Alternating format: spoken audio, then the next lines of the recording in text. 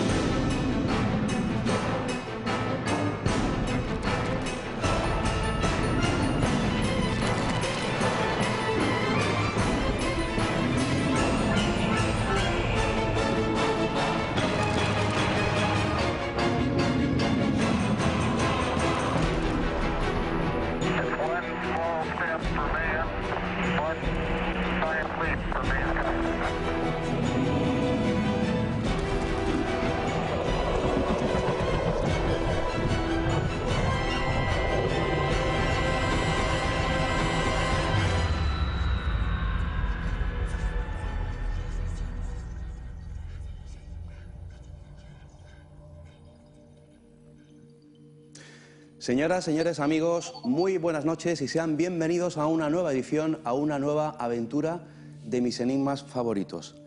Hace muchos siglos, un sabio, un filósofo oriental chino, escribió: elige siempre el camino del corazón, con el corazón y por el corazón.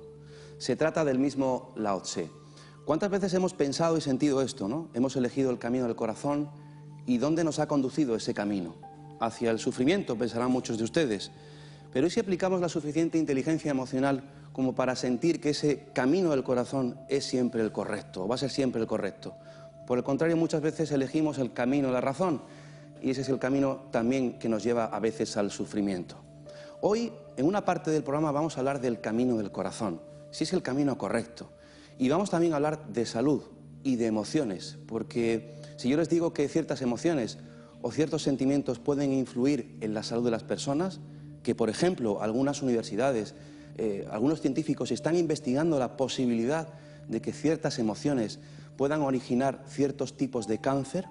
Esta noche en mis enigmas favoritos, tema interesante, hablaremos del camino del corazón y del origen emocional de la enfermedad. El cuerpo es energía compuesta por un ADN físico y otro emocional, siendo ambos información. El cuerpo físico tiene una plantilla en el astral que corresponde a un cuerpo con un programa de funcionamiento perfecto. Sin embargo, al traer en la memoria celular información de vivencias y experiencias anteriores, quizá vidas pasadas, esta influye también a la hora de crear nuestra salud en la realidad actual, pues en esa información existen detalles sobre enfermedades o problemas físicos que padecimos e incluso un tipo de muerte que hacen que de manera inconsciente tengamos tendencia a repetirlas. Debido a esto, en el momento de nacer, los órganos o partes implicadas vienen con una energía de vibración más lenta, haciéndolos más vulnerables o iguales a como estaban en la experiencia anterior. La vibración producida por la vivencia de una emoción o sentimiento origina una fuerza que el cuerpo lleva a un sitio determinado, y cuando esta fuerza está en exceso, se produce un desequilibrio energético que lo conocemos como enfermedad, lo que equivale a que lo emocional somatiza en el físico. Son muchos los estudios y experimentos que demuestran que las células guardan una memoria sobre las experiencias vividas por la persona. Así, por ejemplo, el Dr. Khalsa, en su libro La meditación como medicina, relata que los datos recogidos de los pacientes sometidos a un trasplante de corazón, en un número significativo de casos, también parecían heredar los gustos y aversiones más básicos de sus donantes fallecidos, descubriendo algunos, por ejemplo, repentinas e inexplicables preferencias por determinados alimentos o colores que habían gustado al donante. La mente, que es el pensamiento del cerebro, tiene poder curativo, pero también puede causar problemas físicos con los pensamientos negativos, pues estos causan una vibración lenta y densa. Es precisamente esta mente una de las causas para que el cuerpo esté lleno de ruidos con los pensamientos y estímulos exteriores que recibe continuamente. Esto, sumado al ruido causado por la información contenida en la memoria celular, nos impide escuchar la voz de nuestra sabiduría interior, la fuente del programa perfecto de nuestro cuerpo. De ahí que sea tan importante el liberar ese ruido interior, pues eso aligera mucho la materia, dando más oportunidad a que se manifieste esa sabiduría, permitiendo que él vuelva a encontrar su equilibrio. Tal y como dice la terapeuta Angélica Montalvo, la persona se enferma y solo ella se puede curar. Todo lo demás solo son herramientas de ayuda para que la curación se lleve a cabo. Comencemos nuestra investigación. Y para abordar este especial e interesante tema que yo creo que nos afecta y nos compete absolutamente a todos, pues están con nosotros dos muy buenos amigos desde hace muchos años, vienen de Madrid, son María Pinar, psicóloga, escritora, terapeuta. Buenas noches. Hola, muy buenas noches. Bienvenida, María. Encantada de estar aquí otra vez. Gracias. Encantados estamos nosotros de tenerte aquí. Y justo enfrente tenemos otro veterano del programa, es pareja de María Pinar, Luis Arribas, terapeuta, escritor, investigador. Buenas noches. Buenas noches. Encantado de que estés aquí nuevamente. Y nosotros estamos encantadísimos de volver aquí estar con todos vosotros y esperamos que sea un programa estupendo. Pues claro que sí, porque además hablar siempre de salud es importante, es interesante, y más si mezclamos estos dos conceptos, ¿no? Emociones, sentimientos y salud, ¿no, María? Pues sí, la verdad es que lo que nos hace diferentes de los animales es precisamente ese mundo emocional que tratamos de gestionar a duras penas con nuestra parte racional, con nuestro intelecto, pero es algo que se nos escapa, es algo que no podemos controlar. Las últimas adquisiciones de la conciencia nos demuestran que las emociones tienen su campo, van por su lado, y que lo único que podemos hacer es perderles el miedo, conocerlas, conocer nuestras reacciones y aplicar conciencia a esas cosas que nos van sucediendo cada día, intentando encajar las piezas de ese puzzle que es esas experiencias emocionales. Luis, gran parte de las enfermedades tienen su origen en las emociones. Pues yo te diría que más del 90%. ¿Más del 90%? Yo creo que sí, porque las investigaciones que se han hecho a lo largo de los últimos 15 o 20 años vienen a demostrar que frente a los procesos mentales lentos, que son los que maneja nuestro hemisferio izquierdo, el racional, el lógico, existe todo un proceso, todo un mecanismo que va muchísimo más rápido y que tiende a decirle al individuo que la está padeciendo esa enfermedad que algo en su vida no funciona. Y ese algo que no funciona está teñido, está impregnado del mundo emocional. Es decir, que cuando sufrimos un trauma psíquico, un trauma emocional en un momento determinado, se desajusta todo el sistema de conexión con los diferentes cuerpos que nos componen, tanto la parte energética como la parte mental. Entonces, como la parte, física. Entonces, digamos que ante un shock emocional que nos pilla por sorpresa habitualmente, esos conflictos emocionales, y que además los solemos vivir en soledad, es decir, no lo vamos contando a la gente porque es algo como muy privado. Lo que hace eso, al no contarlo, al no sacarlo fuera, es que empieza un proceso interno de avisos.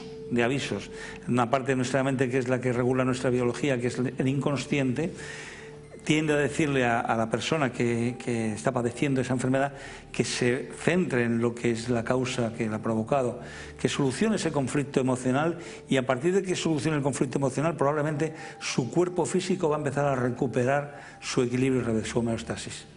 María, ¿qué le pasa a una mente inteligente cuando está desconectada de sus emociones? Pues lo que le pasa es que está desconectada de la realidad. Y cuando una persona tiene alguna patología que le impide manifestar sus emociones, se crea un aislamiento con el entorno, y cuando las personas no tenemos transferencias con el entorno, no aprendemos, no tenemos una capacidad de crecimiento, de desarrollo. Es imposible negar el mundo emocional, salvo que sea una patología y haya que tratarlo como una enfermedad. Las emociones, la propia etimología de la palabra dice que es emovere, es lo que nos produce movimiento. Dentro de la educación se habla de que solamente se quedan impresos aquellos conocimientos que emocionan, que nos emocionan, donde los niños o los adultos que estén aprendiendo están involucrados emocionalmente.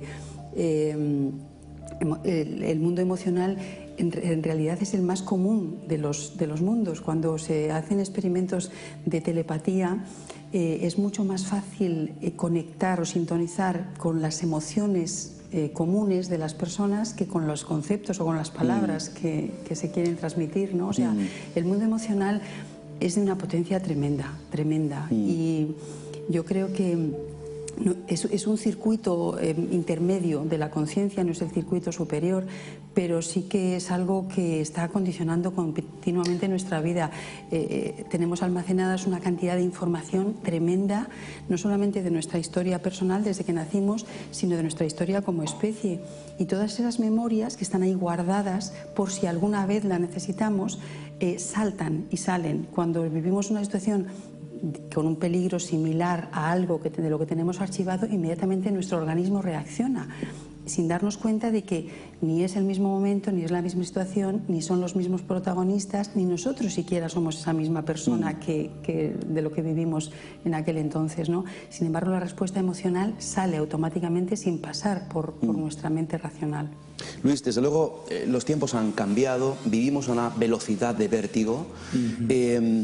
La sociedad humana ha perdido muchísimos valores. Esa velocidad terminal en la que vivimos nos ha hecho también desconectar de nuestra verdadera esencia, de lo que somos, de nuestras emociones. Vamos a definir qué es la enfermedad en esta segunda década del siglo XXI, si el término o el concepto de enfermedad ha cambiado con respecto al pasado, hace unos años, y si esa propia desconexión con nuestra verdadera esencia, con nuestras emociones, también puede producir enfermedades. Claro. Antes dije que desde un punto de vista un poco más amplio podríamos definir la enfermedad como un programa inteligente de la naturaleza que tiende a decirle al individuo que la padece que algo en su vida no funciona. Fíjate, en nuestra mente está preparada para recibir impulsos del exterior y en base a eso tomar decisiones. Contamos aproximadamente con unos 100 millones de neuronas que están dedicadas a recibir impulsos del exterior, por los 5 sentidos, y en base a esos impulsos que recibimos, pues a la hora de tomar decisiones, pues manejamos esa información. 100 millones de neuronas, que son bastantes. Sin embargo, tenemos 100.000 millones de neuronas dedicadas a saber qué nos pasa por dentro. Entonces, a la hora de tomar decisiones, las solemos tomar en base a los 5, 6, 8 o 10 parámetros que tenemos, que nos manda nuestra mente racional, y no manejamos la cantidad de impulsos internos que nos llegan en forma de corazonadas, y que nos están diciendo mucho de lo que nos rodea, de nosotros mismos, de la relación que mantenemos con las personas que nos rodean, de las circunstancias a veces que no manejamos racionalmente, pero que nos están actuando internamente y nos hacen movernos de una forma determinada. De eso no nos echamos cuenta, como dicen por aquí, no le echamos cuenta, y entonces resulta que nos equivocamos con mucha facilidad.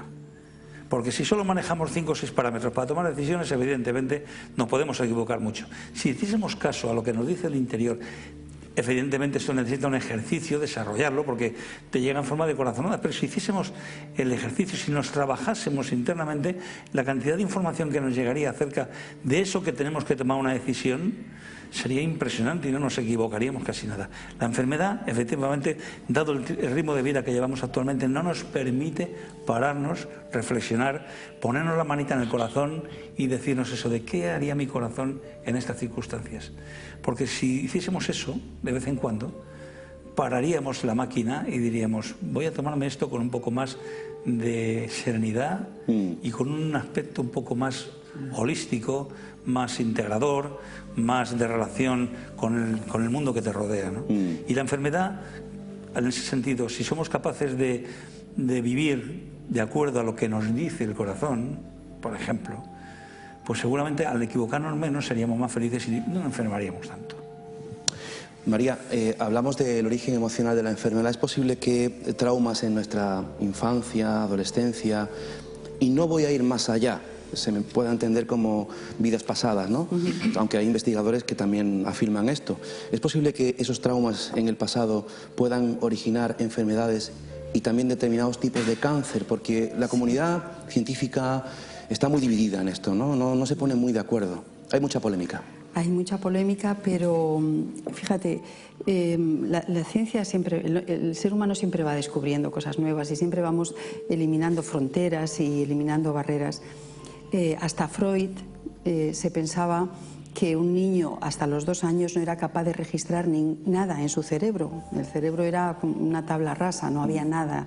Sin embargo, hoy sabemos que desde el momento mismo de la concepción hay algún tipo de conciencia y que hay registros neurológicos que se van haciendo en ese feto en formación, que se van grabando. Entonces, durante el periodo de gestación, ya el niño, ese feto, empieza a recibir los impactos emocionales que está viviendo su madre. Y yo he visto en terapia, pues desde el miedo a una tormenta que era producido por una experiencia traumática que había tenido la madre durante el embarazo y esta persona lo manifestaba, un miedo que no sabía de dónde venía porque no recordaba haber vivido ninguna experiencia así fuerte y miedo a la oscuridad, muchísimas cosas, ¿no? Yo creo que no hace falta irse a otras vidas pasadas, ni muchísimo menos. Con el material que tenemos desde el momento de la concepción hasta nuestros días, hay material suficiente para desentrañar los misterios. Cuando cualquier emoción se graba en esas etapas primeras de la infancia, en ese nivel de conciencia en el que están funcionando unas ondas mentales muy abiertas, muy espaciadas, similares a las que tenemos cuando estamos a punto de quedarnos dormidos o incluso cuando estamos anestesiados, o ondas un poco más rápidas cuando estamos en meditación. En esos estados, digamos que se van grabando en las bandas, como si fueran bandas vibratorias de distinta frecuencia, pues se van grabando en la banda de abajo esas experiencias, esos impactos emocionales. Después aparecen las ondas que genera nuestro cerebro cuando estamos despiertos en actividad normal, las ondas de la consciencia, las ondas beta, y tapan de alguna manera, como son mucho más rápidas, tapan las otras. ¿Qué ocurre? Pues que cuando nosotros en nuestra actividad normal, conscientes, vivimos una situación que tiene una especie de, ¿cómo podríamos decir?, como el mismo colorido emocional o el mismo impacto emocional o el mismo matiz de lo que tenemos archivado ahí en ese mundo, en ese inframundo de ahí abajo, pues hay una aferencia de esa experiencia emocional que surge en nuestra vida. Si eso se va repitiendo muy frecuentemente, pues por ejemplo un síndrome de abandono o que es muy frecuente en los niños, lo ha ido viviendo a lo mejor desde el embarazo, después en la infancia, pues de forma continua. De forma continuada, y a lo mejor hace crisis cuando estás en la oficina y sientes que tu jefe no te está promocionando en el momento que te debería promocionar, y ahí es cuando surge la crisis. Pero no se puede tratar solamente ese hecho aislado, sino que para sanar de verdad ese conflicto, esa enfermedad, ese bloqueo, ese origen de la enfermedad, habría que ir hacia atrás para ver cuándo fue la primera vez que se produjo ese impacto emocional, que se produjo ese trauma. Le traslado a Luis parte de la pregunta porque entiendo que es un tema peliagudo, que va a salir probablemente después nuevamente. El tema del cáncer, Luis. Algunos tipos de cáncer pueden tener su origen en algunas emociones continuadas en el tiempo. Vamos a ver, si atendemos a lo que investigó el doctor Hammer, que él propugnaba la idea de que todo trauma psíquico que te pilla, importante, un trauma psíquico impactante que te pilla por sorpresa y que vives en aislamiento, produce una ruptura en el campo electrofisiológico del cerebro que queda marcado el cerebro con una especie de diana. En esa zona del cerebro donde aparece la diana está, digamos, es la zona que regula un determinado órgano. Eso es. Y ese órgano se ve afectado. Por tanto, entre la psique, el cerebro y el órgano hay un triángulo que se está manifestando permanentemente. Según él, todos los cánceres tienen su origen en las emociones, en un impacto emocional. Yo no me atrevo a decir tanto porque la verdad es que no conozco tanto el tema. Pero según él, el que formuló varias leyes, pudo demostrar a través de escáneres cerebrales, sin equivocarse, que el cáncer aparecía como consecuencia de esto, precisamente, de un conflicto emocional. Y además vino a demostrar que según el tipo o el colorido emocional que se había producido en ese shock, se afectaba un determinado órgano. Al mismo tipo de conflicto emocional, siempre el mismo órgano. Y además aparecía siempre en la misma zona del cerebro. Si tenías un problema de hígado, por ejemplo, pues aparecía, todas las personas que tenían problemas de hígado, aparecía la diana puesta en una zona concreta del cerebro. Y si era de riñón, en otro sitio. Se hicieron multitud de experimentos para ver que eso realmente, esa diana no era un artefacto de la máquina que aparecía de pronto ahí. Hicieron, bueno, pues con las máquinas Siemens y con el fabricante, hicieron muchísimos experimentos y descubrieron que efectivamente si se movía la cabeza del paciente, el artefacto no se quedaba en el mismo sitio, sino que giraba también los mismos grados con la cabeza del cliente, con la cabeza del paciente. Entonces, vino a demostrar que las emociones, cuando son traumáticas y son intensas, pueden provocar el cáncer. Claro, depende también mucho, creo, de la persona y de su cuerpo, en el sentido de que ha habido gente que ha tenido conflictos emocionales muy fuertes y no han desarrollado una enfermedad o un cáncer. Porque depende de cómo lo viva uno. O la predisposición genética. También puede afectar porque la predisposición genética ya digamos que es un hándicap que uno nace con él y que cualquier cosa que vaya a tocar puede ir ahí. Pero también es que es verdad que muchas veces la predisposición genética se acompaña de una predisposición emocional. Cuando uno tiene una educación de unos padres que son determinados, con unos miedos determinados o una forma de pensar determinada, los hijos también absorben ese tipo de planteamientos y son más susceptibles de vivir emociones que tengan problemas de ese tipo. Entonces, yo en mi experiencia personal, que pues he visto cientos y cientos de pacientes, y de hecho lo que escribí en mi libro era un repaso al cuerpo de cómo aparecían las enfermedades en el cuerpo, no todas cáncer, sino pues no sé, desde un problema de unos cálculos renales a un problema de vesícula o un problema de la columna vertebral, sin que llegásemos a esos niveles. Porque los conflictos emocionales nunca llegaban a ser tan intensos. El que es muy intenso sí puede provocar un cáncer, y el que no lo es tanto puede provocarte simplemente una alteración física corregible. Vamos a escuchar, si os parece, una primera opinión. Le hemos preguntado al doctor Miguel Ángel Pertierra, asesor científico de este programa, qué piensa él sobre el origen emocional de la enfermedad. Esto fue lo que nos contestó. Lo que sí es verdad es que cualquier enfermedad tiene un componente emocional, pero ¿la emocionalidad puede producir una enfermedad? Habría que pensar, por ejemplo, en los pacientes que acuden a la UCI o son ingresados en la UCI. Personas con mucho estrés pueden tener cierto tipo de enfermedades. De hecho, en las personas que ingresan en una UCI, la única medicación que se le pone por sistema a todo es un protector gástrico por esas úlceras de estrés que se producen simplemente por estar ingresados. Personas con un estrés pues pueden sufrir infarto, pueden sufrir hipertensiones, pueden sufrir accidentes cerebrovasculares de todo tipo. Pero claro, una preocupación, una depresión, una otra alteración psicológica puede producir un cáncer, como defiende el doctor Hammer. No está demostrado. Yo pienso que no. Es más, la hipótesis del doctor Hammer viene en colación a su experiencia, a lo que ocurrió cuando falleció su hijo en un accidente por un disparo. Su mujer tuvo un carcinoma de mama, él tuvo un carcinoma testicular y él achacó a ese desgraciado incidente y accidente que desgraciadamente sufrió. Pero quizá se haya llevado todavía más allá, y a mí es lo que me preocupa. Muchos defensores del doctor Hammer indican que personas con enfermedades graves, con tumores, con múltiples neoplasias, no deben realizar tratamiento al uso, no deben realizar quimioterapia, radioterapia, porque eso no es positivo, ya el organismo curará. Por lo cual se han dado casos de que, bueno, y de hecho el doctor Hammer ha sido procesado en varias ocasiones, que en un momento determinado la persona pueda agravar esa enfermedad e incluso fallecer. Hay que ser muy cauto cuando uno escucha, y aunque sea un doctor, hay que ser muy cauto en cuando se hacen afirmaciones. Evidentemente esa nueva medicina alemana tiene sus seguidores, como puede ocurrir en otra corriente, pero base científica no tiene ninguna. Es más, yo creo que es bastante peligroso el seguimiento de las mismas, puesto que, ya digo, incluso en personas que necesiten trasplante hepático, la teoría de Hammer dice que no hay que realizárselo.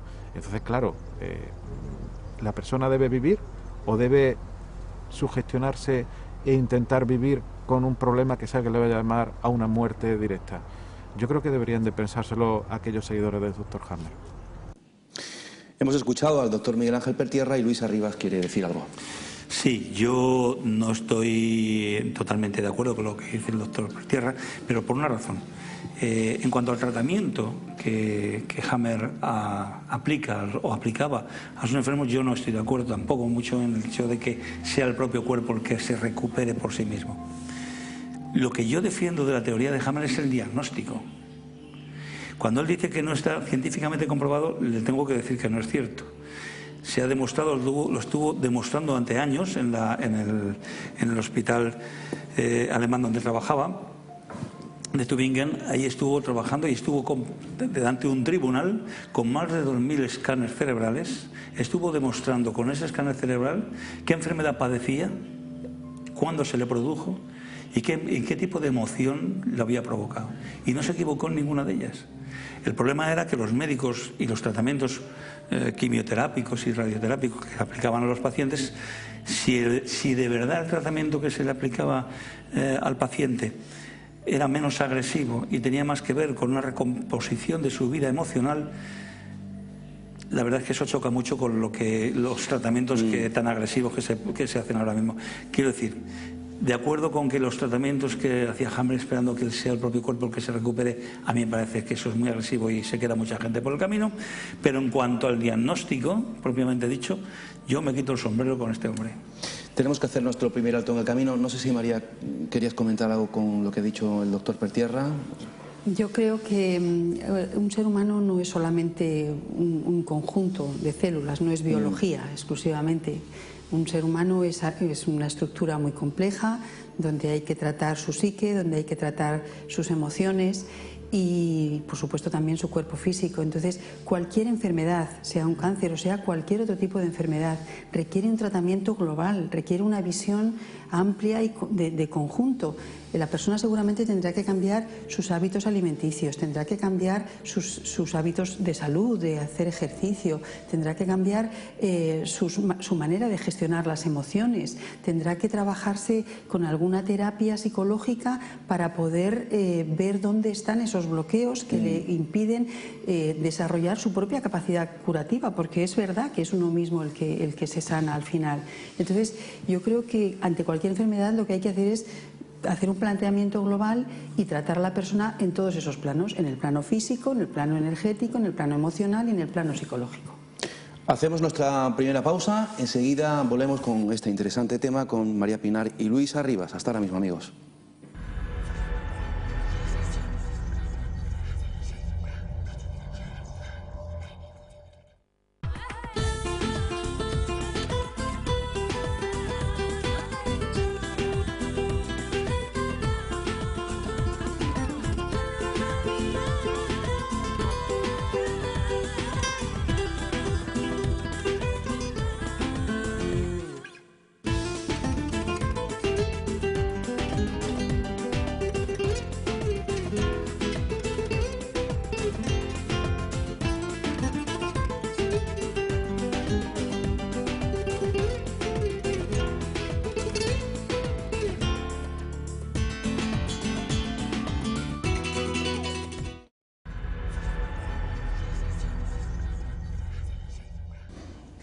Comenzamos la segunda parte de Mis Enigmas Favoritos. Por si usted se acaba de incorporar, hoy hablamos del interesante tema del origen emocional de la enfermedad. Y seguidamente nos vamos a introducir en el camino del corazón.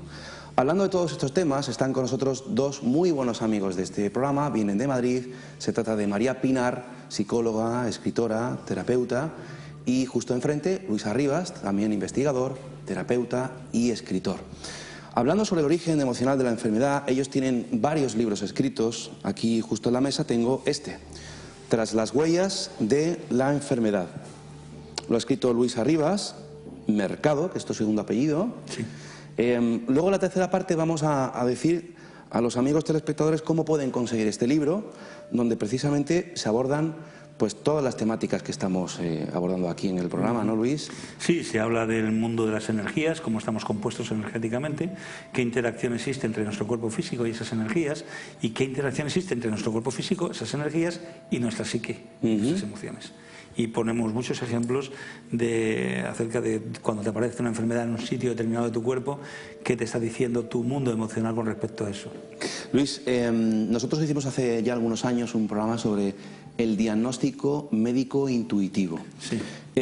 Hay muchos amigos nuevos que se han incorporado al programa, quizá jóvenes que todavía no hayan escuchado esto del diagnóstico médico intuitivo. Para aclarar conceptos, por favor, Luis. Bueno, el diagnóstico intuitivo parte de la siguiente premisa. Los seres humanos tenemos una conexión entre nosotros muy fuerte, tanto a nivel vibratorio de las energías que estamos emitiendo permanentemente, como a nivel del ADN. Si tenemos prácticamente un 98% casi igual con un chimpancé, imagínate la diferencia tan ínfima que debe haber entre dos seres humanos. Por tanto, si nosotros estamos emitiendo permanentemente unas energías que parten de nuestra cabeza, de nuestra psique, de nuestro cuerpo físico, de nuestras energías vitalizadoras, estamos emitiendo eso hacia afuera permanentemente. Estamos contándonos a nosotros mismos quiénes somos, qué necesitamos, qué nos duele, qué esperamos, cuáles son nuestras expectativas, cuáles son nuestros traumas. Todo eso lo estamos emitiendo de una forma natural porque, entre otras cosas, necesitamos compartirlo con los demás. Bueno, pues los seres humanos podemos sintonizar con esa frecuencia porque es muy parecida. Si trabajamos un poquito, si nos trabajamos un poco o si de forma natural tenemos la capacidad de poder sintonizar con eso, es posible que entre uno y otro podamos averiguar por qué te pasan las cosas que te pasan. Porque al fin y al cabo está registrado en alguna parte de tu cuerpo o de tu psique. Entonces, el diagnóstico intuitivo consiste en establecer esa comunicación interna entre paciente y terapeuta para que llegue al terapeuta las razones o las causas por las que esa persona está enferma. Y te viene de muchas maneras. Te viene por imágenes que te surgen, historias que escuchas, o simplemente cosas que sientes en tu cuerpo físico, que son las tres formas en que podemos percibir las cosas de los demás: kinestésico, a través del cuerpo, visual o auditivo. Bueno, pues un terapeuta que esté un poquito avezado puede llegar a conseguir establecer esa comunicación entre el paciente y él y llegar a descubrir cuál es la causa emocional de los problemas físicos que le aquejan. Eso da pie a otro concepto que estoy acuñando últimamente porque es que me ha parecido muy significativo, que es el de la desfragmentación emocional, y me gustaría comentarte un poquito de qué va esto. Sí, claro, claro. Mira, estaba yo en mi casa con el ordenador y de pronto dije, esto va muy lento. Y entonces apareció por ahí en una ventana que decía, desfragmente usted su ordenador, irá más rápido y tal.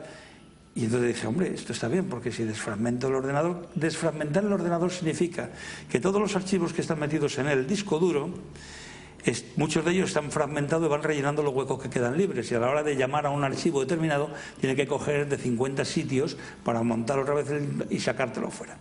Bueno, el desfragmentador lo que hace es que te coge los trozos que están sueltos, te los junta y te va ocupando los huecos libres, pero ya con todo el archivo completo, de tal manera que tú le llamas e inmediatamente, vamos, que se acelera todo el proceso. Bueno, pues nuestro mundo emocional pasa un poco por el estilo. Una enfermedad que tú padeces ahora es la consecuencia de varios traumas psíquicos que tienen el mismo colorido, como estaba explicando antes María Pinar, desde tu infancia hasta este momento.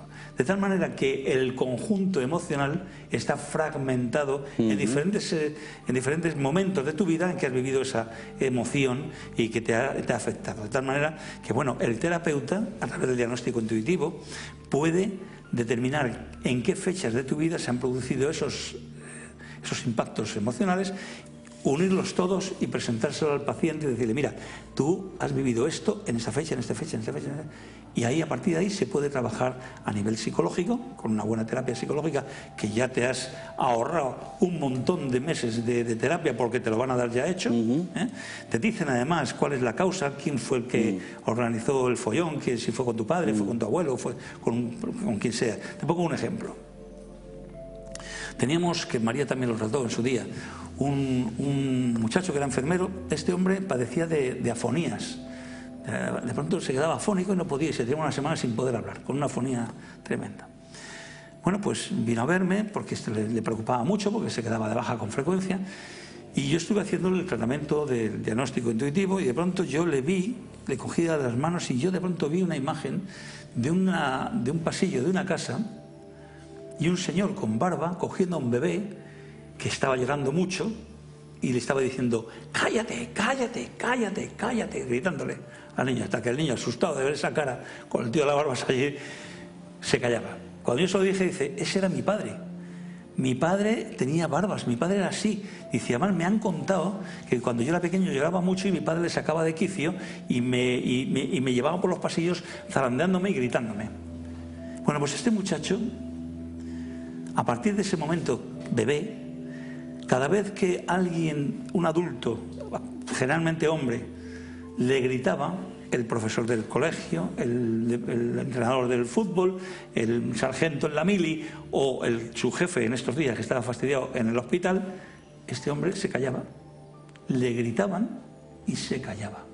Entonces la afonía, a partir de que él descubrió dónde estaba el conflicto, María le trató con regresión y estuvo haciendo una terapia con él interesante, le desaparecieron a partir de ese momento ya para siempre sus afonías. Qué curioso. Por eso digo que el mundo emocional, él lo tenía fragmentado en 7 u 8 aspectos y hubo que desfragmentárselo y ponérselo todo junto para que lo viese. Me ha gustado ese símil, de la desfragmentación emocional, ese símil con el mundo informático.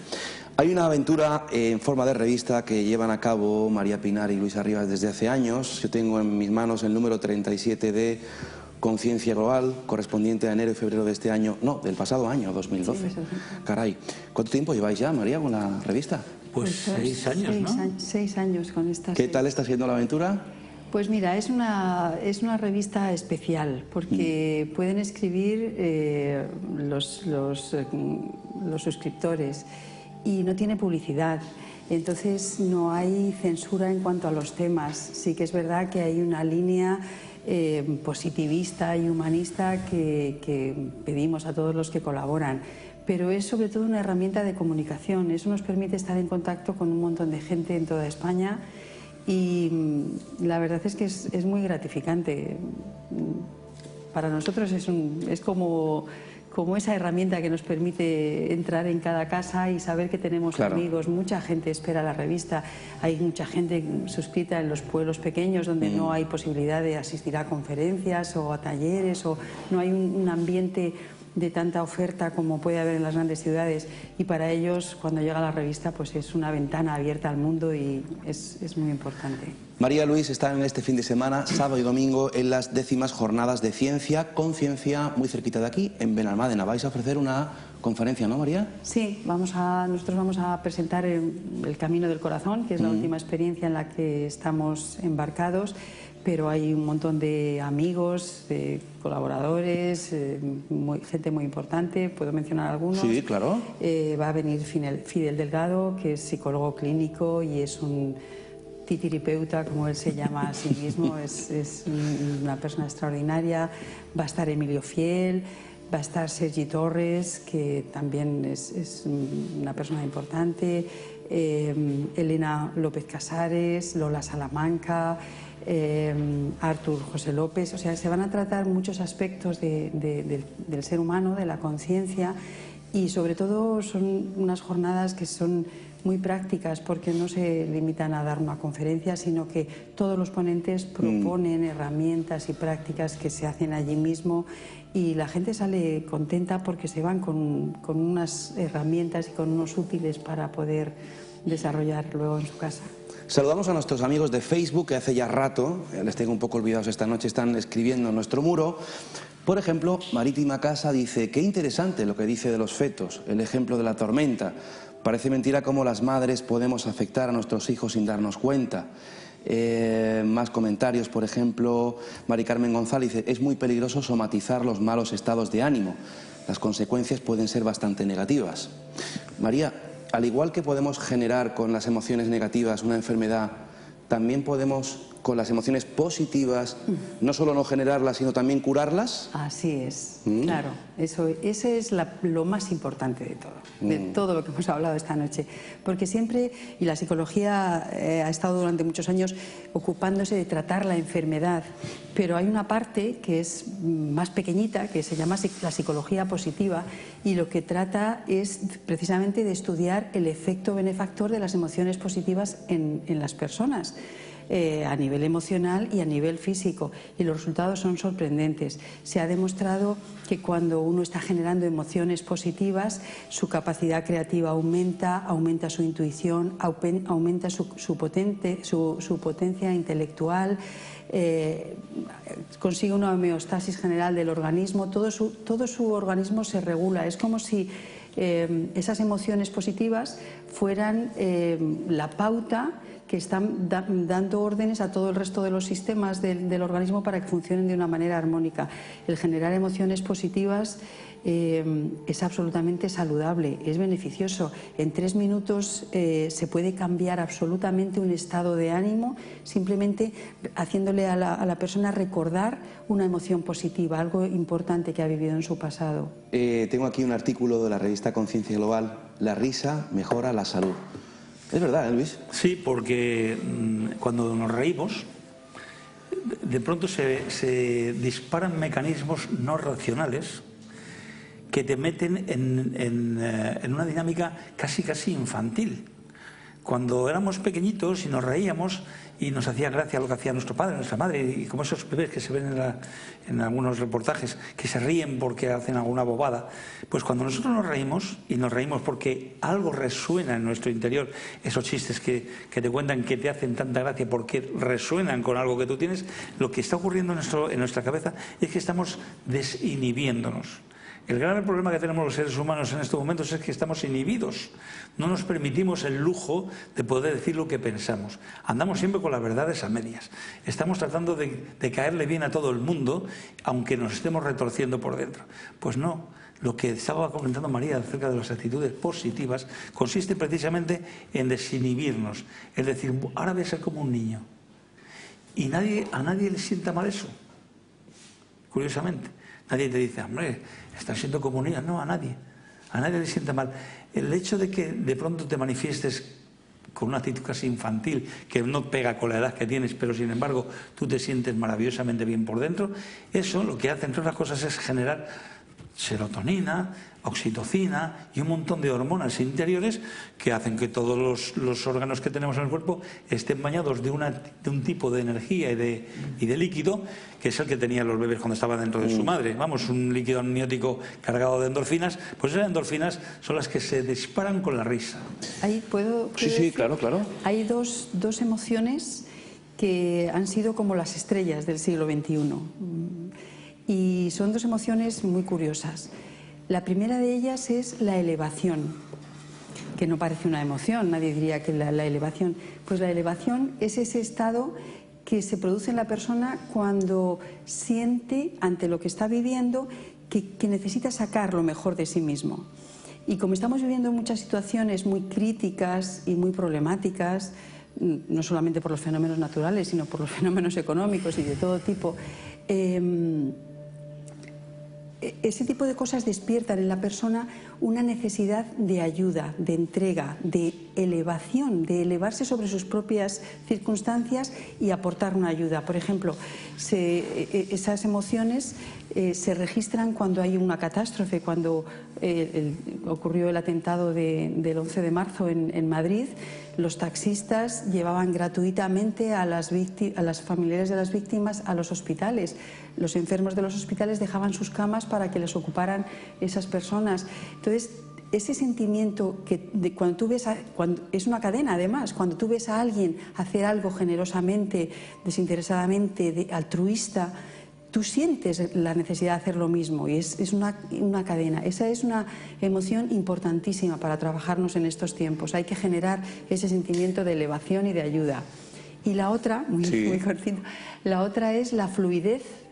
La fluidez no en el sentido de eso que hemos dicho muchas veces dentro del mundo del desarrollo personal, de fluir con las circunstancias, no resistirte, adaptarte, entregarte. No, la fluidez es mucho más que eso. La fluidez es formar parte del proceso, es incorporarte en el proceso. Comprometerte con el proceso. Cuando un locutor está disfrutando del trabajo que está haciendo y se pasa el tiempo volando y no se da cuenta, cuando un cirujano no es capaz de pararse en los obstáculos o las dificultades de esa labor que está haciendo, o cuando una madre está cuidando a un hijo con total entrega, cuando una persona está dentro del proceso, formando parte de ese proceso y nada más importa, es como que te mueves con las circunstancias, vas con todo, esa fluidez genera una sinergia alrededor potentísima y muy transformadora, no solamente para la persona que lo vive, sino para los que están alrededor.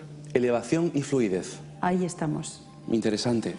Para ir acotando el origen emocional de la enfermedad, Luis, María, ¿qué pensáis?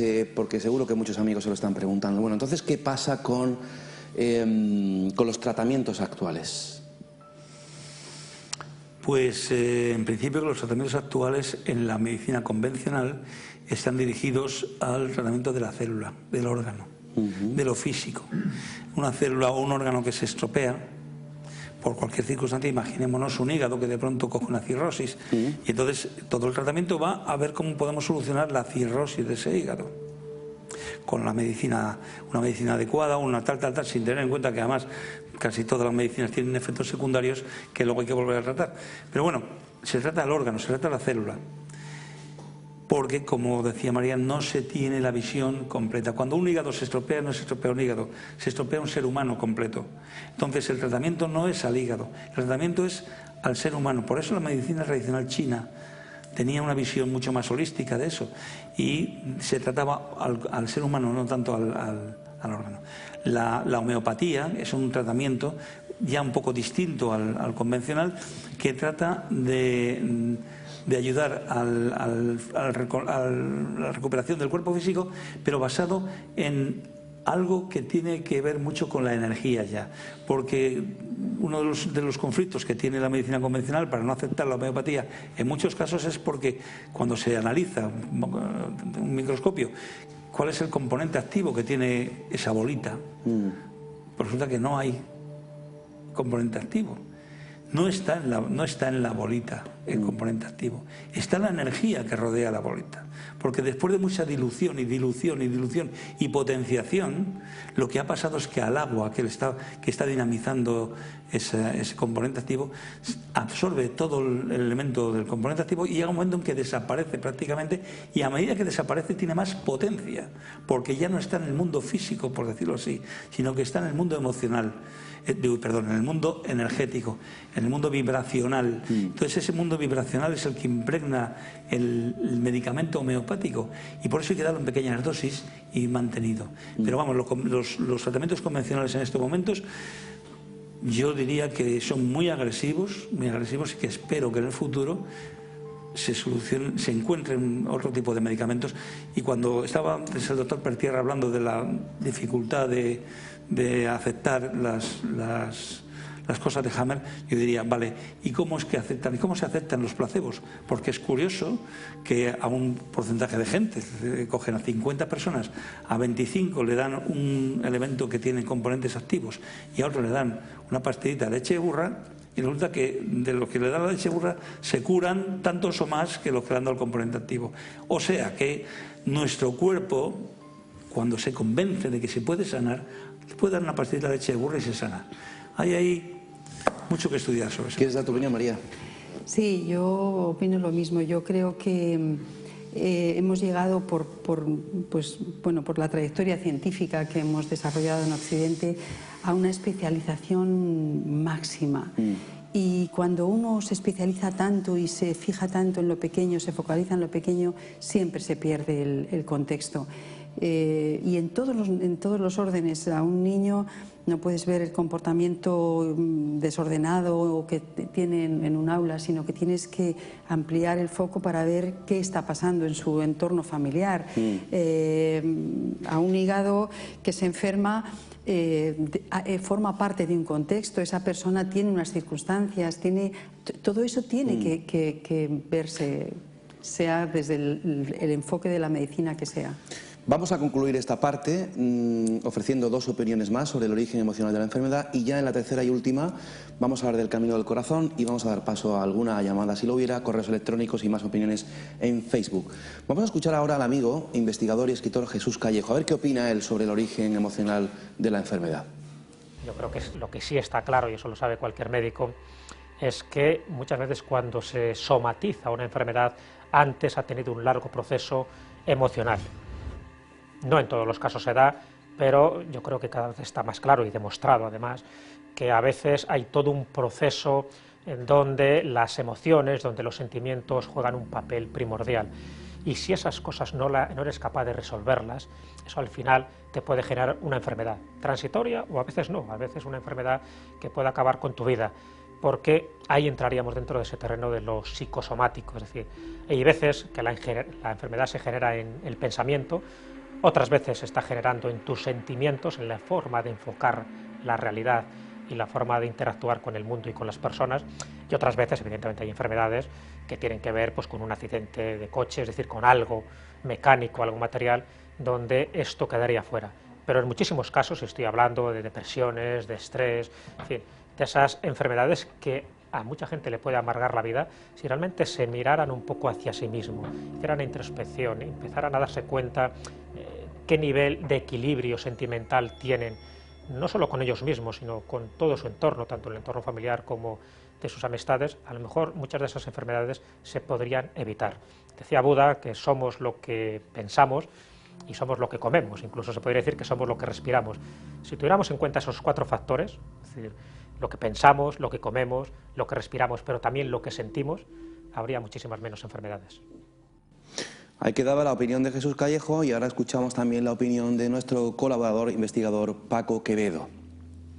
Pienso que las emociones intervienen muchísimo y afectan indudablemente al cuerpo, a nuestro cuerpo. Nos puede alterar un estado de desánimo, puede descomponernos el cuerpo un estado ante el peligro, es decir, las emociones indudablemente afectan al cuerpo. Si la enfermedad tiene su origen absoluto en una emoción, puede que no, pero indudablemente van a intervenir tanto positiva como negativamente. Es decir, una emoción negativa puede ayudar a que una enfermedad empeore y una emoción positiva o un estado de ánimo positivo puede recuperarnos de una enfermedad indudablemente con mucha más facilidad y antes.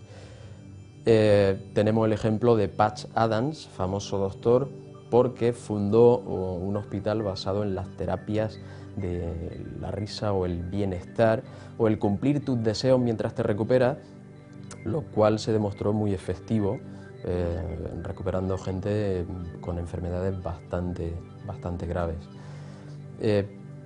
Creo que deberíamos, quizás los libros de medicina tratan un 10% las emociones o el estrés, asociándolas a origen de la enfermedad. Quizás esto en el futuro deba replantearse, porque no somos un corazón o no somos unos pulmones, somos un organismo completo y este organismo, como dije al principio, se ve afectado absolutamente por cualquier emoción. ¿Estáis de acuerdo con Paco? Pues sí. Sí, ¿Y con Jesús también? También, Sí, también. claro que sí. María, quizá el antídoto de todo esto se llama amor, y esto nos conduce al camino del corazón, con el corazón y por el corazón. Se llama amor. Yo creo que el amor es la energía más potente que hay en el universo. No sé si era Einstein el que decía que era lo que mantenía pegado al universo, lo que mantenía cohesionado. Es lo más importante. Se ha demostrado que la variabilidad de la frecuencia cardíaca genera una pauta tan potente que a nivel biológico es la principal del organismo.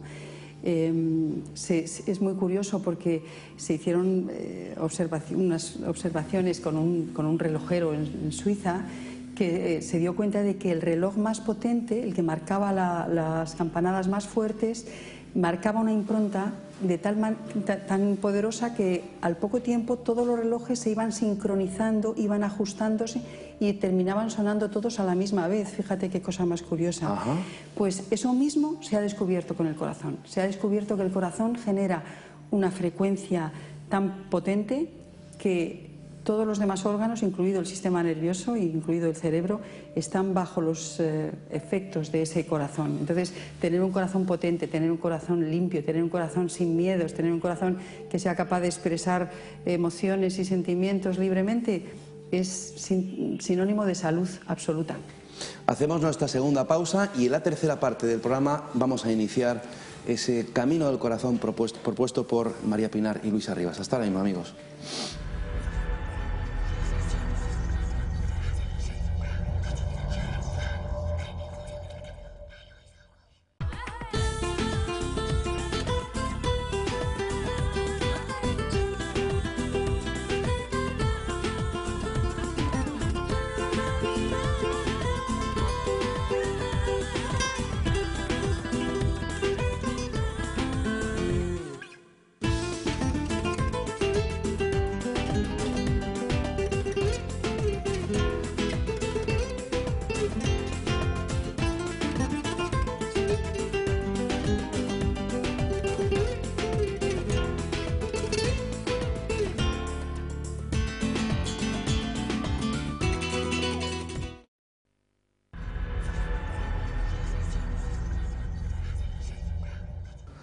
Comenzamos la tercera parte del programa. Yo me hago una pregunta, María Luis, en estos tiempos actuales, donde no solo hay crisis económica, sino también crisis social y crisis también, hablábamos del amor, crisis de amor, de pareja.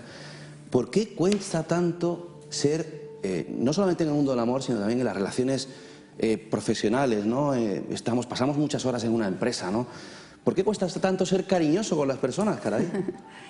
Pues mira, los seres humanos hemos desarrollado a lo largo de nuestro periodo evolutivo la capacidad adaptativa, que ha sido fantástica y nos ha ayudado a librarnos de muchas situaciones y a superar entornos muy hostiles. Pero eso hoy se ha convertido en un hándicap, porque nos adaptamos a las circunstancias, sean las que sean, incluso aunque sean muy opresoras y muy negativas y somos capaces de tolerar unos niveles de frustración, de incomunicación, como nunca antes los habíamos tolerado. Desde luego. Y eso, en una era de comunicación, hay millones de personas con profunda soledad, porque la soledad no es estar rodeado de gente o no, sino esa otra soledad.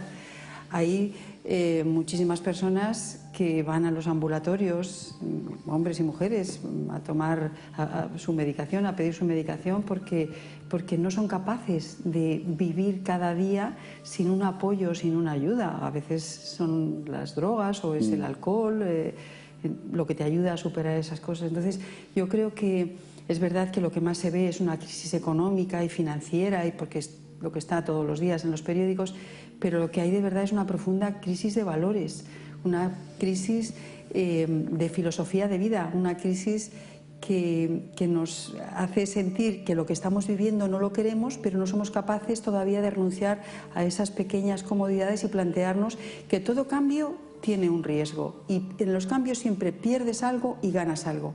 Y la única posibilidad que tenemos de avanzar en este momento es dejar esa zona de comodidad y de confort y de seguridad que nos hemos creado de manera muy ficticia, además, porque tú no puedes basar tu seguridad en tener una tarjeta de crédito para irte al Corte Inglés a comprar tus cosas y así pasarte la frustración de las necesidades no cubiertas que no tienes pues en casa o en la oficina o en tu desarrollo profesional. Entonces, es muy importante tomar conciencia de que estamos ante una situación importantísima a nivel personal y a nivel planetario, y que tenemos todas las papeletas para poder dar ese gran salto evolutivo que nos haga tener una conciencia superior, estar trabajando en un circuito superior de la conciencia, y el circuito superior de la conciencia está situado en el corazón, evidentemente, y la sabiduría del corazón ya la manifestaban los pueblos antiguos, las filosofías de todos los tiempos, todas las tradiciones ancestrales hablan del corazón, y nosotros en nuestro lenguaje popular decimos, pon en ello el corazón, es un hombre de buen corazón, actúa con el corazón. Cuando queremos decir yo soy, ¿dónde nos tocamos? Nadie se toca, claro, aquí en el cerebro, que está tan sobrevalorado, ¿no? Nuestro intelecto. Decimos yo soy María, ¿no? Y nos señalamos. Entonces, El corazón no es ese amor romántico, ni tampoco es esa bomba que está impulsando sangre a nuestro organismo y generando latidos. No, el corazón es algo mucho más importante. El corazón es un centro de conciencia. María, ¿no hay peor sentimiento más destructivo que el apego emocional? Es uno de ellos, es uno de ellos. El apego significa dependencia y las dependencias son siempre malas porque son siempre negativas. Una persona que no es libre no puede evolucionar porque todas sus decisiones van a estar condicionadas o por esas carencias que está teniendo, o por esas necesidades no cubiertas o por esos impulsos que no es capaz de controlar. Entonces es muy importante que uno se dé cuenta que tú como ser tienes una trayectoria. En esa trayectoria el ejercicio máximo de la libertad es ir eligiendo aquello que te va haciendo feliz y va haciendo felices a los demás, tener la satisfacción de que sigues aprendiendo y aprovechando oportunidades cada día en tu vida. Ese bienestar con uno mismo es la felicidad, no es tener más cosas, sino ser capaz de conectar con tus potencialidades, desarrollarlas, encontrar que hay una línea directa y clara entre tus pensamientos, tus emociones y tus manos, tu acción. Lo que tú haces en el mundo tiene que estar conectado con ese pensamiento, ese deseo y ese sentimiento. Hemos presentado antes este libro, Tras las huellas de la enfermedad, del autor Luis Arribas Mercado, y si hay alguna persona que nos está viendo y que está interesado en adquirir este libro, nosotros vamos a poner un teléfono, un número en pantalla, es el 91-856-5089. Ahí lo tenemos, editorial Erenar, por si hay algún amigo o telespectador que tenga interés en adquirir este libro, Tras las huellas de la enfermedad. ¿En ese teléfono, Luis? Sí. Lo pueden conseguir. Lo puede conseguir, sí. No quedan muchos ejemplares, pero bueno, los que queden, pues ahí, abiertos. Hemos salido una vez más a la calle y hemos preguntado, en esta ocasión lo ha hecho un compañero reportero de esta casa, si creen que efectivamente algunas emociones pueden originar enfermedades. Esto es lo que nos han contestado. Caballero, ¿cree que los sentimientos y las emociones pueden afectar a la salud? Sí, claro que sí. ¿Por qué? Hombre, porque eso entra en el estado psicológico. Sí, creo que sí, que es muy importante. El ser felices y el estar bien. Porque si tú estás bien emocionalmente, estás mejor, estás más contento y si estás triste o esto, pues todo ves mal, todo lo ves negativo. Pues a veces creo que sí. ¿Por qué? Hombre, pues yo creo que es una cosa que puede afectar psicológicamente. Porque sí, hombre, porque la persona que es buena y le hacen daño, pues eso se produce, ¿me entiendes? Señora, ¿cree usted que los sentimientos y las emociones afectan a la salud? Pues yo creo que sí, un poquito sí. ¿Por qué? Hombre, porque tiene los sentimientos malamente, la salud afecta un poquito también. El por qué no, pero sí, yo creo que sí. Yo creo que los sentimientos están muy ligados y las emociones a la salud. Pues sí. ¿Por qué? Porque sí, porque la salud la mismo la llevamos por dentro que por fuera igual.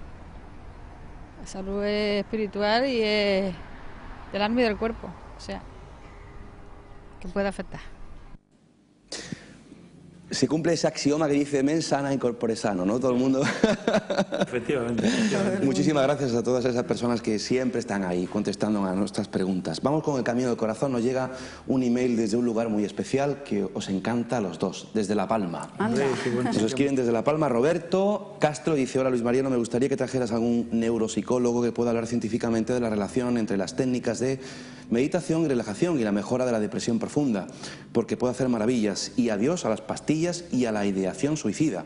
Otro tema que me gustaría que trataras es el de qué podemos hacer los usuarios para defendernos de la industria alimentaria y de todos sus aditivos cancerígenos.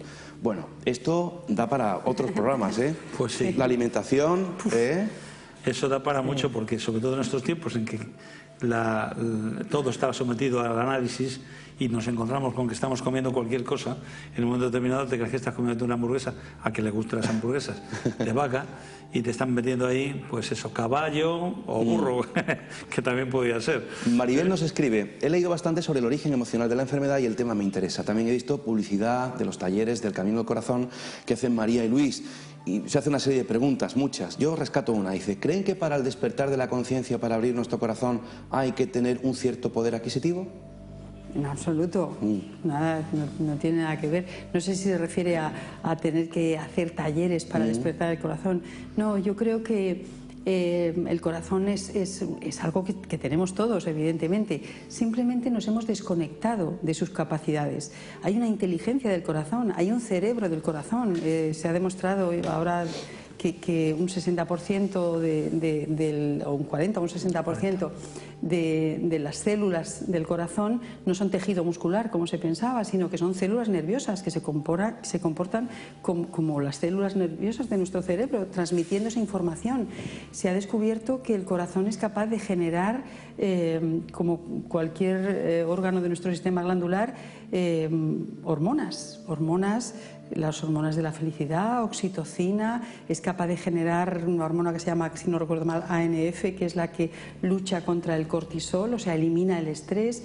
El corazón es un órgano importantísimo que ha estado relegado, pues eso, a una literatura romántica, pero a nivel de conciencia podríamos decir que la mente podría ser el gestor del programa, pero el programa, el creador del programa, de la información de ese programa, la tiene realmente el corazón. Yo creo que muchas veces cuando no sabemos qué hacer, esa intuición no es mental, sino es cardíaca.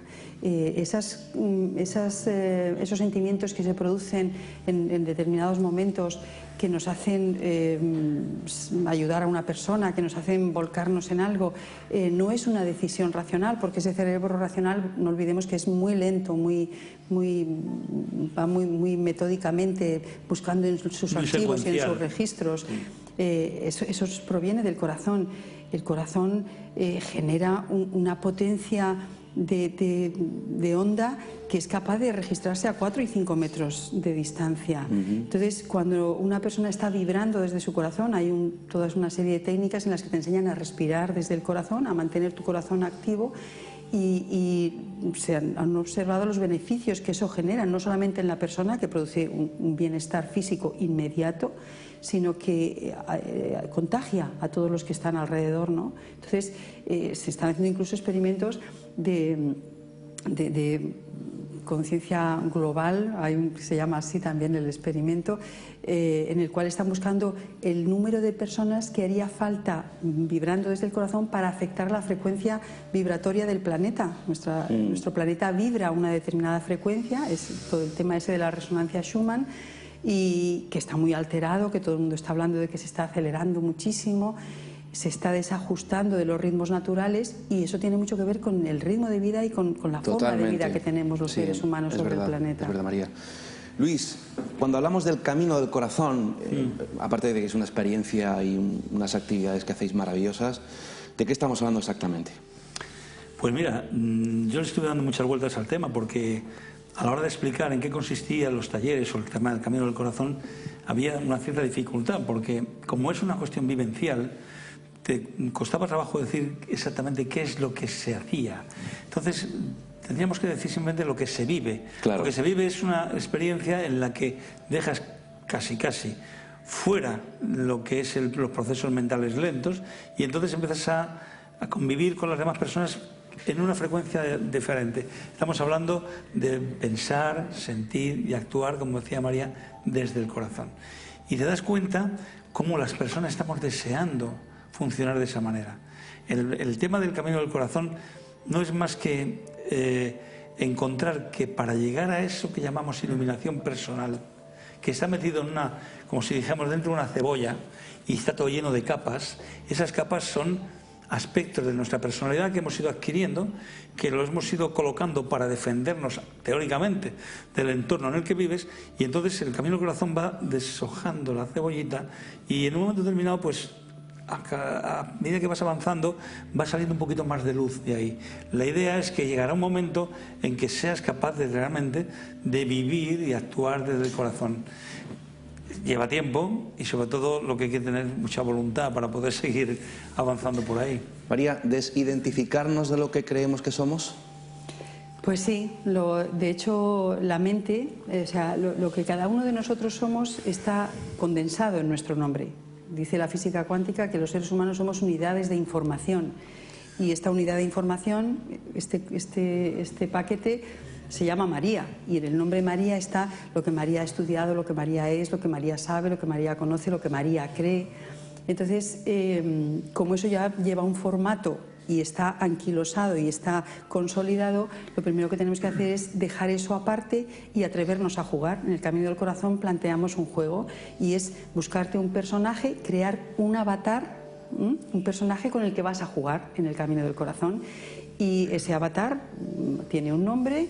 A medida que vas avanzando en los recorridos del Camino del Corazón, vas adquiriendo herramientas, habilidades, potencialidades, que son cosas que uno tiene dentro y que se van despertando, se van activando. No es que vayas recibiendo dones y cartitas como en un juego de rol, sino que se van despertando tus capacidades internas, que estaban ahí y que a lo mejor simplemente la vida no te había dado la oportunidad de expresarlas o de manifestarlas, pero que las tenemos todos dentro. Entonces, cuando una persona lleva, lo hacemos en fines de semana o en más días si hay puentes, cuando una persona está durante esos 2 o 3 días viviendo con las potencialidades de ese ser de comunicación, sin tomar en cuenta las memorias activas que están en el territorio de la mente, ¿qué ocurre? Pues que desaparecen los miedos. Esa es la primera consecuencia. Los miedos son asaltantes del camino que provienen del mundo de la mente, pero en el Camino del Corazón no hay miedos. Y cuando la persona es capaz de estar viviendo esos 2 días con esas capacidades que se le están despertando, creyendo que puede funcionar así, el cerebro humano tiene una capacidad que se llama psicoplastia y que precisamente la neuroplasticidad del cerebro nos habla de eso, de que lo que uno cree es capaz de generarlo, es capaz de llevarlo a la acción, de llevarlo al mundo de la realidad, de lo concreto. Pues la persona va adquiriendo esas capacidades de comunicación, esas capacidades de interrelación, esas capacidades de visión de la realidad de una manera diferente y va acumulando experiencias.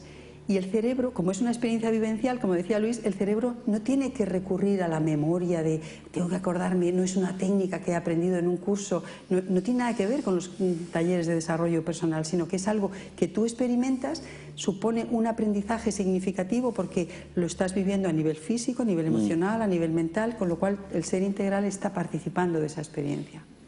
Déjame recordar algunos datos del programa. Te hago una pregunta, Luis, y abrimos también nuestro teléfono por si hay algún amigo que nos quiera llamar.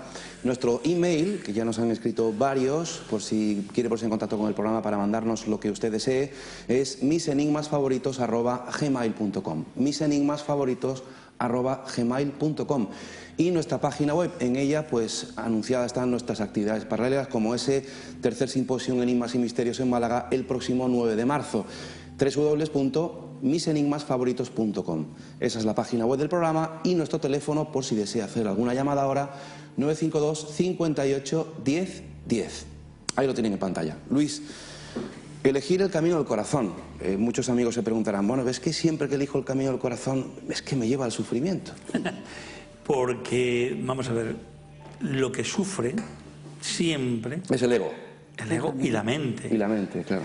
La mente es la que crea expectativas. Claro. Yo espero que ocurra esto y cuando no ocurre me defraudo y me pongo fatal. El corazón, como tal, tiene una función muy concreta, la de amar y ser amado. Y además es curioso, como antes María hablaba de la función del corazón como glándula, ¿no? Capaz de segregar oxitocina. La oxitocina es la llamada hormona del amor. Y hay un hecho que nos contaron el otro día una amiga médico. Nos dijo, hay un hecho curioso que se está produciendo y que se ha demostrado, y es que a la hora de la muerte, cuando el ser humano expira, el corazón segrega una cantidad enorme de oxitocina. En el momento de expirar. Eso da que pensar. Da que pensar, sí. Da que pensar. ¿Dónde va? ¿Por qué se produce ese hecho? ¿Qué es lo que genera? Claro. O sea, ¿qué es lo que dispara el mecanismo de la hormona del amor? ¿Qué hay ahí? ¿Qué hay ahí? Y para mí, es que en el momento de la trascendencia, cuando uno se abre a esa cosa desconocida, sí, que todo el mundo dice que se siente como Dios. Totalmente. Yo creo que ese sentimiento de sentirse como Dios viene acompañado de toda esa descarga de endorfina, de la oxitocina, que te hace que el camino de entrada del otro plano sea placentero. Recibamos una llamada. Buenas noches. Sí. Buenas noches. ¿Con quién hablamos? Luis, soy Eduardo Cantar. Eduardo, ¿qué tal? Encantado de escucharte, hombre. Mucho gusto en saludarte, y hacía mucho tiempo que no hablábamos y estoy muy contento de que pueda ver tu programa desde mi domicilio en Benalmádena y muy contento de escuchar al doctor Arribas y su señora, porque son muy interesantes lo que están contando y yo estoy muy identificado con lo que ellos hablan y con lo que tú propones también. Entonces, estaría también interesado en el libro que has mostrado antes, porque me interesaría tenerlo, ese libro, y me gustaría comprarlo. Además, le quería preguntar algo también al doctor Arribas. Dígame. Sí, yo quería preguntarle, doctor Arribas, si cuando hay una negatividad en un entorno familiar, por ejemplo, donde hay tensión, hay nerviosismo, hay negatividad, ¿cómo podríamos solucionar ese problema? ¿Cómo podríamos, terapéuticamente, o qué podríamos hacer para mejorar el entorno familiar donde hay tensiones y donde hay nervios y donde hay problemas? Bueno, vamos a despedir a Eduardo. Muchísimas gracias, Eduardo. Luis, un fuerte abrazo. ¿El teléfono? ¿Me podrías dar el teléfono del libro? Sí, lo voy a mencionar ya. Sí, espérate. Un abrazo, Eduardo. Mira, gracias, igualmente para ti, el teléfono para adquirir este libro, Tras las huellas de la enfermedad, el teléfono es el 91, ahí lo tenemos, muy hábil nuestro realizador Lucas, 91-856-5089. Ahí lo tenemos, Eduardo, que lo apunte. Bueno, tengo que decirle a Eduardo en primer lugar que no soy médico, porque eso no quiero que quede ahí como que... Que no es doctor, que no es médico. No soy doctor. Pero sí tengo mucha experiencia. Digamos que durante muchos años he sido terapeuta y sigo siéndolo. Y esto que plantea él es algo que me encuentro con mucha frecuencia en las personas que vienen a consulta. Me encuentro con que vienen desajustadas, con un nivel de estrés muy alto, porque no saben cómo solucionar los conflictos que se generan dentro de casa. El problema está en que cuando hay conflicto dentro de casa, todo el mundo tiene razón y todo el mundo tiene la culpa. En ese sentido es muy difícil ponerse de acuerdo, porque cuando yo intento reivindicar algo para que nos entendamos, resulta que el otro viene con lo contrario. Hay la única manera, creo yo, de poder empezar a solucionar algo es irse al pasado, pero no mucho más. O sea, en un momento determinado, cuando éramos felices, cuando no teníamos conflictos internos, ¿qué pasaba en nuestra casa entonces? Y a partir de ahí, ver dónde surgen los conflictos, dónde surgen las desviaciones y tratarlo. Pero no es un tratamiento de ponerse a hablar simplemente, hay que tratarlo con un psicólogo familiar probablemente, que intente que todo el mundo entienda por qué le surgen los problemas. Nosotros hemos hecho a lo largo de los años muchísimos cursos de resolución de conflictos, interesantísimos, porque la resolución de conflictos es algo que se produce tanto en la familia como en las empresas, como en casi todos los sitios donde se reúnen varias personas con intereses comunes. Entonces, en la resolución de conflictos, lo primero que te enseñan en esos cursos es a escuchar. Porque si no escuchas, si solamente estás ya reaccionando con lo primero que te dicen, empiezas a reaccionar y a elaborar la respuesta que estás elaborando siempre va a ser con un cierto tono agresivo. Entonces, el escuchar, lo primero de todo es escuchar y ponerte en una posición alejada un poquito de la causa del conflicto. Hay un ejercicio que yo les recomiendo a los espectadores, que lo pueden hacer cuando se sientan que están a punto de explotar en una situación de ira con otra persona. Consiste en lo siguiente: yo tengo delante de mí a la persona con la que voy a explotar en este momento, voy a soltar por la boca lo que no está escrito. Y en ese momento lo que tengo que hacer es empezar a caminar hacia atrás, físicamente. Empezar a alejarme sin mirar, parar, más que de vez en cuando echando una vista así, para no tropezarme, porque en el momento que mi cuerpo físico empieza a actuar hacia atrás, con el riesgo que supone de que pierdo el control, porque si yo camino hacia atrás no tengo el control como cuando voy hacia adelante, y empiezo a mirar hacia atrás unos 15 o 20 pasos, no solamente me estoy alejando del punto de conflicto, sino que además mi mente empieza a funcionar con otros ciclos diferentes. Empieza a pensar en lo que estoy haciendo, ¿qué estoy haciendo? ¿Qué estoy haciendo? Llega un momento cuando estás a 15 o 20 pasos que miras a la otra persona y dices, bueno, no merece la pena. Y se acaba el problema, tío. Nuestro tiempo de programa ha concluido, se ha pasado volando. Tenemos una llamada, la recibimos rápidamente porque nos tenemos que ir. Buenas noches. Sí, buenas noches. ¿Con quién hablamos? Ay, que no le oigo, perdón. Dígame. ¿Con quién hablamos? Sí, buenas noches. Hola, ¿es usted? ¿Con quién hablamos? Sí, con Antonia. Antonia, adelante. Antonia, buenas noches. Buenas noches. Muchísimas gracias por el programa. Y un saludo a don Luis. A usted por llamar. Sí, mire, yo lo que le quería hacer una consulta, si es posible, a la doctora. Con un enfermo que está medicado porque... bueno, le explico un poco en el sentido que tiene medicación para una enfermedad mental. Le digo, tiene conmovilidad y tiene especialmente un cuadro esquizoide. Sí. ¿Me comprende? Sí, sí, ¿Me he sí. explicado bien? Sí, sí, sí. Eso es. ¿Qué terapia le aconsejaría usted? Porque es que la negatividad es una constante en este tipo de... Claro. No sé, es que no les quiero explicar más porque no lo creo necesario. Mire, las personas que tienen, si el diagnóstico es de un cuadro esquizoide, son personas que tienen que mantener una medicación. Hay enfermedades más leves, enfermedades mentales más leves, que se pueden sugerir otras terapias alternativas, pero en el caso de la esquizofrenia, las personas tienen que mantener esa medicación. Y tienen que mantener, ya lo sabrán ustedes, porque es muy importante que todos los familiares que estén cerca, unos cauces muy ordenados, muy sistemático, todas las costumbres de esa persona. Para mí, nosotros hemos estado trabajando en Sevilla durante 2 años con una empresa de integración de enfermos mentales con trastorno mental grave, muchos de ellos eran esquizofrénicos, y lo que más resultado nos ha dado ha sido siempre el que esas personas se sintieran útiles, el ofrecerles a esas personas la posibilidad de colaborar de alguna manera, de tener algún pequeño trabajo, de ser capaces de hacer cosas. Si ustedes consiguen que esa persona en la familia tenga un puesto reconocido de alguna manera, que los demás le reconozcan algo que esa persona sabe hacer bien, es un complemento perfecto para la medicación. Agradecemos a Antonia la llamada. Y María, Luis, está claro que tenemos que hacer algún programa más sobre esta materia. Se ha quedado muy corto. Hay mucho material, sí, para poder hablar sobre muchísimo material.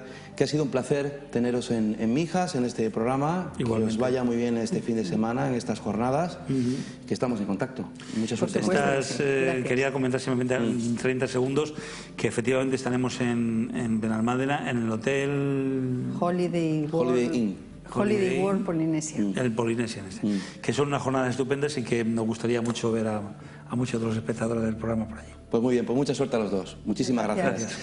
A ustedes emplazarles para la semana que viene, que tendremos un programa especial dedicado a reportajes y entrevistas. Visitaremos algunos museos del mundo.